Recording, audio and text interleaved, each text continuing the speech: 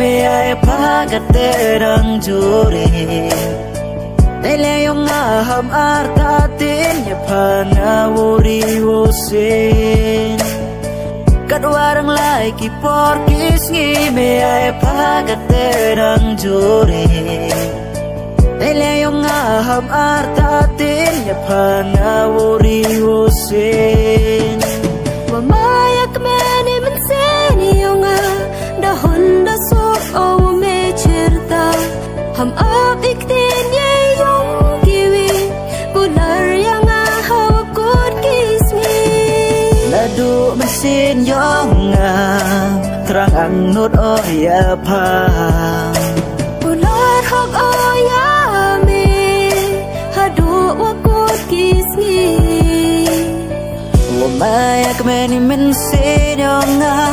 dahun nadu hapa Nadu mentukas ni